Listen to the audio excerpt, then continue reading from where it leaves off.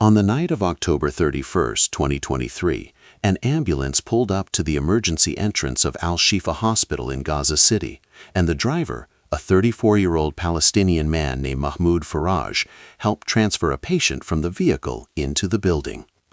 To everyone watching, it was just another routine medical transport during wartime, another injured civilian being rushed to treatment. But inside the phone in Mahmoud's pocket, there was an application that was silently transmitting his exact location to a command center 50 miles away in Tel Aviv. And the people monitoring that signal weren't doctors or humanitarian workers. They were Mossad intelligence officers who had spent 11 months turning Mahmoud Faraj into an unwitting tracking device. By the time you reach the end of this story, you'll understand exactly how one ordinary ambulance driver became the key to locating one of Hamas's most protected commanders hiding inside the largest hospital in Gaza, and why the operation that followed would become one of the most controversial targeted strikes of the entire conflict. The story begins not in Gaza, but in a small apartment in Ramallah in the West Bank, nearly a year before the ambulance arrived at Al-Shifa Hospital. Mahmoud Faraj lived there with his wife Layla and their 2 children, a daughter named Amira who was 6 and a son named Khalil who was 4. Mahmoud worked as an ambulance driver for the Palestinian Red Crescent Society, a job he'd held for 7 years since finishing his medical training. He wasn't a paramedic, just a driver, but he took the work seriously. He knew the roads, knew the checkpoints, knew how to navigate the complex reality of getting patients to hospitals quickly in a place where borders and restrictions changed constantly. In December 2022, Mahmoud received a message on his phone from a number he didn't recognize. The message was in Arabic, and it said simply that someone had information about his brother Omar, who had been arrested by Israeli forces 3 months earlier during a raid in Ramallah and was being held in administrative detention without charges. The message said if Mahmoud wanted to know where his brother was being held and what his status was, he should meet at a specific location in East Jerusalem the following Tuesday. Administrative detention was a reality that many Palestinian families dealt with. The Israeli military could hold individuals for renewable 6-month periods without filing charges or providing access to evidence, claiming security concerns.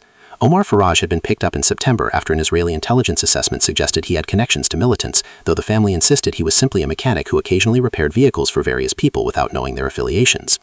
Mahmoud had been trying through official channels to get information about his brother for months, visiting lawyers, filing requests, trying to find out where Omar was being held and whether he would face charges.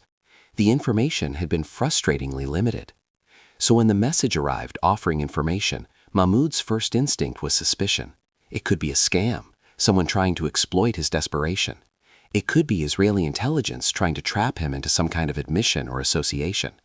But it could also be legitimate, someone on the inside who had access to detention records and was willing to share information. After discussing it with Layla, who urged him to be careful, Mahmoud decided to go to the meeting. He told himself he would just listen, just hear what this person had to say, and then decide whether it was worth pursuing. The meeting was at a cafe in East Jerusalem. A man who introduced himself as Nasser approached Mahmoud's table, said he had access to detention records, and handed him a piece of paper. Omar was at Ofer prison near Ramallah, detention review in 2 months. When Mahmoud verified the information through his lawyer, it checked out. Nasser gave him a phone number for future contact. Over the next months, Nasser provided updates about Omar that proved accurate each time. The detention extended, Omar's health was good, hearings scheduled. Mahmoud began to trust this source. In March 2023, Nasser asked to meet again. He said Omar's case might be reviewed favorably, but Mahmoud needed to install a messaging app for secure communication. Mahmoud was wary, but Nasser insisted it was necessary to continue helping his brother. The decision haunted Mahmoud. His brother had been detained for 6 months, and Nasser had provided reliable information. Mahmoud agreed. Nasser walked him through downloading the app from a specific website and setting it up. The app looked legitimate, simple interface for messages and calls like any other messaging platform. They tested it and agreed to use it exclusively. Mahmoud left feeling uneasy. What Mahmoud didn't know was that this wasn't a messaging app at all. It was a tracking tool developed by Unit 8-2000, Israel's Signals Intelligence Division, designed to look normal while constantly transmitting his location, contacts, movements, and communications to Israeli intelligence servers. Write in the comments which city you're watching us from. For Mossad, Mahmoud was valuable because he was ordinary. A legitimate medical worker with Red Crescent credentials could move through checkpoints and enter hospitals throughout Gaza and the West Bank with minimal scrutiny. Medical vehicles had priority access even during conflicts. The operation to recruit Mahmoud had been carefully planned by Mossad's operations division. They identified him through reviews of medical workers, looking for someone with emergency service access, family members in detention for leverage, and no obvious militant connections. Through spring and summer 2023, intelligence monitored Mahmoud's movements as he worked. They tracked his routes between Ramallah and Jerusalem, his personal trips, his daily patterns. They built detailed understanding of his network and schedule. And they waited. Intelligence had been tracking Hamas commander Ismail Haddad for years. He oversaw militant operations in Gaza City and was considered one of the senior militant figures in Hamas's Northern Brigade. Haddad was careful about security, rarely appearing in public, constantly changing locations, using body doubles. He was on Israel's target list, but proving extraordinarily difficult to locate. Assessments suggested Haddad sometimes used Al-Shifa Hospital as a safe location, calculating Israel wouldn't strike a hospital full of civilians. Al-Shifa was Gaza's largest medical facility, a sprawling complex with multiple buildings, hundreds of rooms. Finding one person inside would be nearly impossible without someone on the inside. This is where Mahmoud became critical. In August 2023, Nasser contacted Mahmoud with new information. He said Omar's detention was going to be extended again, but there might be an opportunity to have him transferred to a facility with better conditions if Mahmoud could help with something. Nasser explained that Israeli authorities were trying to track medical supplies moving through Gaza, trying to ensure that humanitarian aid was going to civilians and not being diverted by Hamas.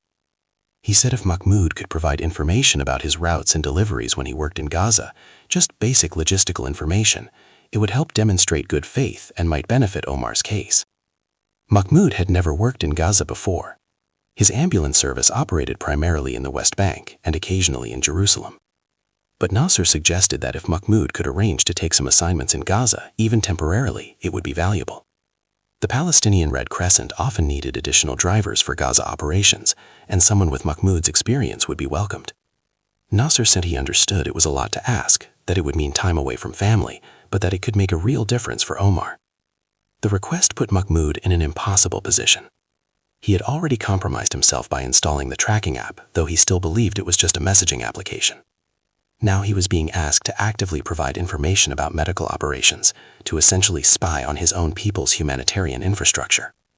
But his brother had been in detention for nearly a year, and Nasser was suggesting there was finally a path to getting him released, or at least moved to better conditions. After agonizing discussions with Layla, who was deeply uncomfortable with the entire situation, but who also wanted Omar freed, Mahmoud agreed to look into opportunities to work in Gaza. In September 2023, Mahmoud contacted the Palestinian Red Crescent's Gaza operations and offered to volunteer for temporary assignments. The organization was always short-staffed, particularly drivers willing to work in the more dangerous environment of Gaza, and they accepted his offer immediately. By early October, just days before the conflict would escalate dramatically, Mahmoud was approved to begin rotating shifts in Gaza City, driving ambulances and transporting patients between various medical facilities. Israeli intelligence now had a tracking device inside Gaza's medical system, and more specifically, they had someone who would have legitimate reason to enter Al-Shifa Hospital repeatedly. Through the application on Mahmoud's phone, Mossad could monitor every movement he made, every location he visited, building a comprehensive map of Gaza's medical infrastructure and the patterns of how ambulances moved through the city. Please subscribe to our channel and leave a like if you're finding this story interesting. What happened on October 7, 2023 changed everything about the conflict and about the intelligence operation that had been building around Mahmoud Faraj. Hamas launched a large-scale attack from Gaza into southern Israel, killing hundreds of civilians and soldiers at military bases and taking hostages back into Gaza. The attack was the deadliest against Israelis in decades, shocking the nation, and it triggered an immediate and massive Israeli military response. Within 24 hours, Israel had declared war on Hamas, begun mobilizing hundreds of thousands of reserve forces, and initiated airstrikes throughout Gaza. The conflict escalated to a level not seen since the 1973 war, and Gaza became an active war zone with continuous bombardment. Mahmoud was in Ramallah with his family when the attack happened. He watched the news with growing horror as the casualty numbers climbed hour by hour and as it became clear that a major war was about to unfold. His first instinct was to stay away from Gaza entirely, to cancel his volunteer commitment and remain with his family in the relative safety of the West Bank. But Nasser contacted him within 48 hours of the attack with an urgent message. He said that Omar was going to be moved to a more secure facility because of the security situation, and that if Mahmoud wanted to prevent his brother from disappearing into a higher security detention center where family visits would be impossible, he needed to demonstrate his value immediately. The message was clear in its implication, though Nasser never stated it directly. Mahmoud needed to go to Gaza as planned, needed to continue his work there, needed to continue providing whatever information or access Israeli intelligence wanted. If he refused, his brother would suffer the consequences. Mahmoud tried to negotiate, tried to explain that Gaza was now a war zone and that it would be extremely dangerous for any medical worker. But Nasser was insistent. He said medical workers were needed more than ever, that this was Mahmoud's opportunity to actually help people while also helping his brother, that the Red Crescent was desperate for drivers willing to work in Gaza during the conflict. On October 15, 2023, Mahmoud entered Gaza through the Erez crossing, the checkpoint between Israel and northern Gaza. The crossing was heavily controlled, with Israeli military personnel screening everyone who entered. Mahmoud's Red Crescent credentials and his pre-approved status as a volunteer medical driver got him through with minimal questioning, and he made his way to Gaza City, where he reported to the Red Crescent Operations Center. The city was already showing signs of the conflict: damaged buildings from airstrikes, crowds of displaced families, the constant sound of drones overhead. For the next 2 weeks, Mahmoud worked constantly, driving ambulances to sites of airstrikes, transporting wounded civilians to hospitals, moving patients between facilities when one hospital became too overwhelmed. The work was exhausting and traumatic, scene after scene of injured children and grieving families, destroyed homes and chaotic emergency rooms. But it was also legitimate humanitarian work, and Mahmoud told himself that whatever complicated situation he was in with Nasser, at least he was actually helping people who desperately needed it. Israeli intelligence was monitoring his every movement through the tracking app, watching as his phone's GPS signal moved through Gaza City. They could see when he arrived at Al-Shifa Hospital, how long he stayed, which entrances he used, what his patterns looked like. They were building a database of the hospital's operations, understanding how ambulances flowed in and out, where vehicles were parked, which areas saw the most activity. And they were waiting for something specific, waiting for Mahmoud's signal to intersect with intelligence from other sources about Ismail Haddad's location. That intersection happened on October 31, 2023. Israeli signals intelligence had intercepted communications suggesting that Haddad was going to be at Al-Shifa Hospital that day, probably in the basement levels where Hamas had reportedly established command facilities. The intelligence wasn't precise enough to provide an exact location within the sprawling hospital complex, but it was enough to suggest that Haddad would be there sometime in the afternoon or evening. The challenge was confirming his presence and pinpointing his location precisely enough to authorize a targeted strike. The Israeli military command had been debating for weeks whether they could legally target Hamas commanders inside hospitals. The legal framework was complicated. International humanitarian law protected hospitals from attack, but it also stated that protection could be lost if hospitals were being used for military purposes. If Hamas was using Al-Shifa as a command center, if they were storing weapons there or conducting military operations from inside the facility, then under Israeli interpretation of the law, the hospital became a legitimate military target. But any strike on a hospital would generate massive international condemnation, and it would need to be justified with precise intelligence about specific military targets, not just general suspicions. This is where Mahmoud became critical to the final phase of the operation.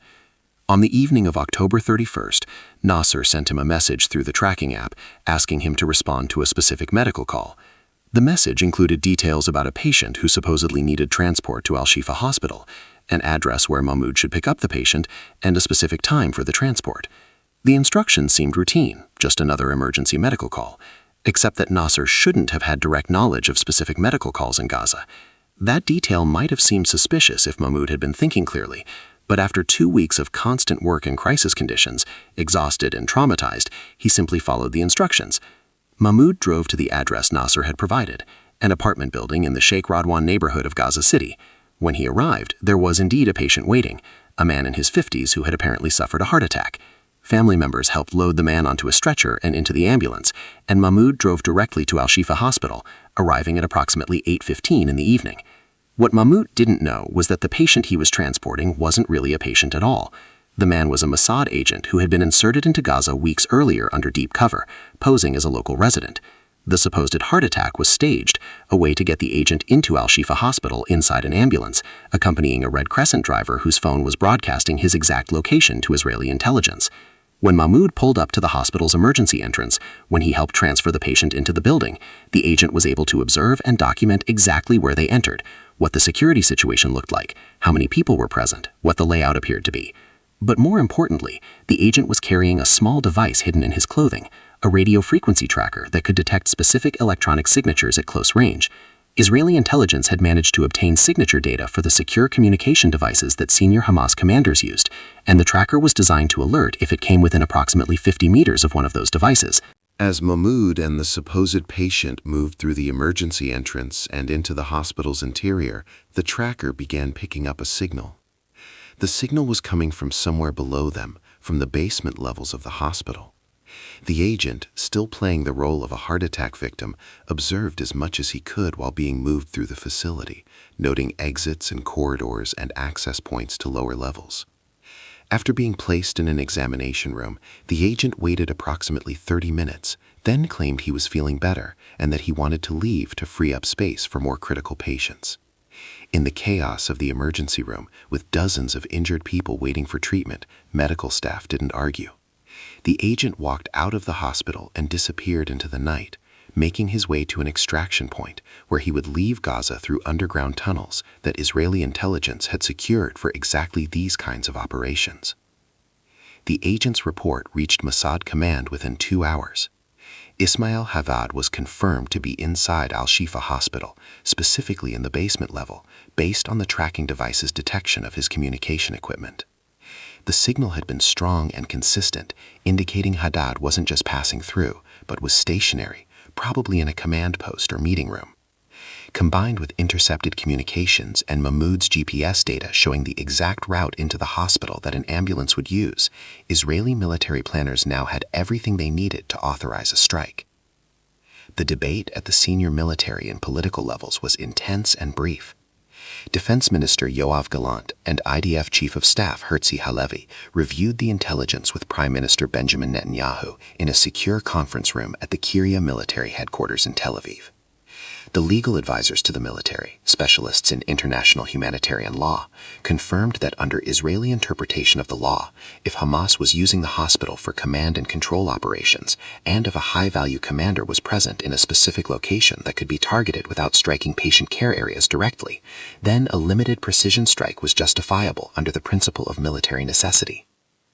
The political calculation was more complex. Netanyahu understood that striking any hospital would generate massive international condemnation, that the images would be broadcast worldwide, that allied governments would issue statements of concern. But the opportunity to eliminate Ismail Haddad, who Israeli intelligence believed had been involved in planning attacks against Israeli civilians for years, was deemed worth the diplomatic cost. The order was given to proceed with the strike, with explicit instructions that the munition used must be precision-guided, that the target coordinates must be verified multiple times, and that the strike would occur at night when fewer civilians would be moving through the hospital corridors. At approximately 11:30 p.m. on October 31, 2023, an Israeli Air Force fighter jet launched a precision-guided munition at Al-Shifa Hospital in Gaza City. The missile struck the basement level of the hospital's administrative building, penetrating several floors before detonating in what Israeli military spokesman would later describe as a Hamas command center. The explosion killed at least 7 people, according to Palestinian sources, including Ismail Haddad and several other Hamas militants who were meeting with him. The blast also caused structural damage to parts of the hospital and sent shockwaves through the building, terrifying patients and medical staff. The strike generated immediate international condemnation. The World Health Organization issued a statement calling it a violation of international humanitarian law. Multiple governments demanded explanations and investigations. Protests erupted in cities around the world. Israel responded with intelligence briefings claiming that Hamas had been using Al-Shifa Hospital as a military facility for years, that they had stored weapons in the basement, that senior commanders regularly met there, and that the specific strike had targeted a command post, not patient care areas. Mahmoud Faraj was still in Gaza City when the strike happened. He was at the Red Crescent Operations Center when the reports came in about an explosion at Al-Shifa, and he immediately drove there as part of the emergency response. What he saw when he arrived was chaos. Smoke rising from the damaged section of the building, people running in panic, ambulances arriving with new casualties from the explosion itself. Mahmoud spent the next several hours helping transport injured people from Al-Shifa to other hospitals, working through the night in a daze of exhaustion and confusion. It wasn't until several days later, after Mahmoud had returned to Ramallah, that he began to piece together what had happened and what his role might have been in it. He thought about the specific instructions from Nasser about the medical call, about the patient he transported who had seemed to recover surprisingly quickly, about the timing of everything. He thought about the tracking app on his phone and what it might actually be doing beyond just facilitating secure messages. And he began to realize, slowly and with mounting horror, that he had been used. The full confirmation came when Mahmoud tried to contact Nasser to ask about his brother Omar, to ask what was happening and whether any of the promises about helping Omar had been real. The phone number no longer worked. The messages he sent through the tracking app went unanswered. Mahmoud tried to delete the application, but found it wouldn't uninstall through normal methods, suggesting it had deeper access to his phone than a regular app would have. He took the phone to a technical specialist in Ramallah, who examined it and told him that the application was sophisticated surveillance software, that it had been tracking his location and recording his communications, and that whoever had gotten him to install it had been monitoring him the entire time. Mahmoud's brother Omar was released from detention in December 2023 as part of a prisoner exchange negotiated during a temporary ceasefire. When Omar returned to Ramallah and reunited with his family, Mahmoud asked him whether he'd ever heard anything about efforts to get him better conditions or to influence his case. Omar said no one had ever mentioned anything like that his detention had been extended routinely, and that his release had come only through the broader prisoner exchange deal, nothing to do with any individual intervention. The realization of what he'd done was devastating. He'd been manipulated into becoming an intelligence asset. He'd helped track and kill militants. He'd contributed to an attack on a hospital. The fact that he hadn't known didn't change the outcome. Mahmoud reported everything to Palestinian Authority security services. They interviewed him, documented the details, then informed him he was now a security risk. His Red Crescent credentials were revoked. His ability to move through checkpoints was restricted. His marriage suffered.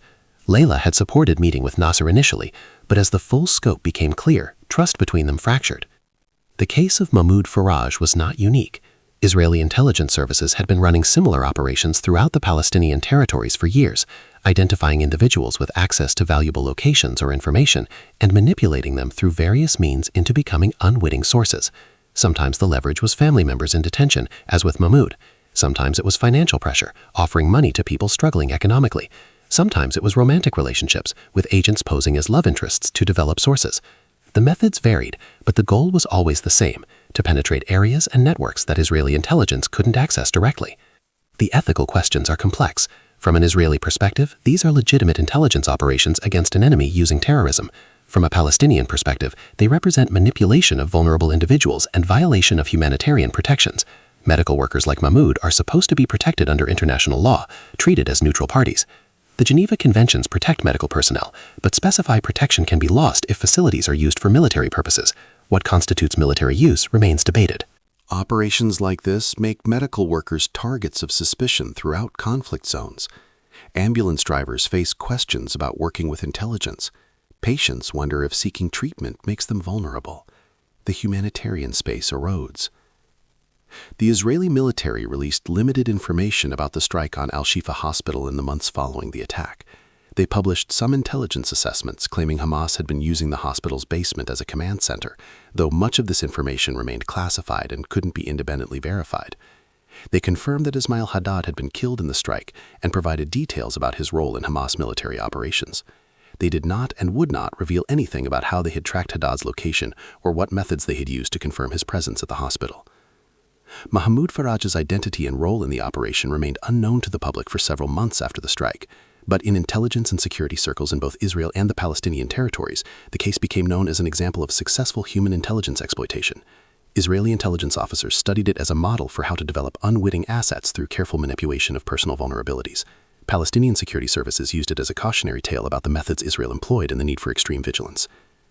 In March 2024, a Palestinian journalist published an investigation into the strike, including interviews with Mahmoud about his role. The story generated attention, raising questions about Israeli intelligence methods, but it also put Mahmoud's family at additional risk. Some viewed him as a traitor despite being deceived. They received threats and had to move. The psychological toll was severe. Mahmoud developed PTSD symptoms, struggling with guilt and anger. He sought therapy and began working through the trauma. By late 2024, Mahmoud found work as a taxi driver in Ramallah, keeping low profile and focusing on his family. His marriage remained strained but intact. Omar, Mahmoud's brother, whose detention had been used as leverage to manipulate Mahmoud, struggled with his own guilt about the situation when he was finally released. He told Mahmoud repeatedly that he never would have wanted his freedom to come at such a cost, that he would have preferred to stay in detention for years rather than have his situation exploited to turn his brother into an intelligence asset. But Mahmoud reminded him that neither of them had chosen what happened, that they had both been victims of a larger system that used people without regard for their wishes or their dignity. They were pawns in a game played by intelligence services on both sides, services that calculated the value of human lives in terms of strategic advantage and operational success.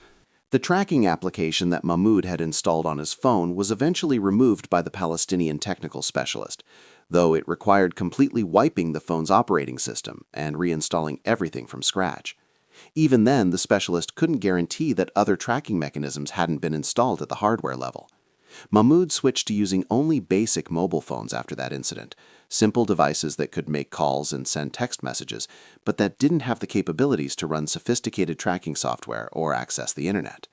He became extremely cautious about any communications with unknown individuals, about any offers of help or information that seemed too convenient, about anyone who showed unusual interest in his work or his family. The experience had taught him that intelligence services operated with patience measured in months and years, that they built trust gradually before making their actual requests, and that by the time you realized you were compromised, it was far too late to extract yourself. The story represents one chapter in the ongoing conflict. It illustrates intelligence methods when conventional approaches fail, how vulnerable individuals get caught in operations they don't understand, and ethical complexities when laws protecting medical workers conflict with targeting combatants.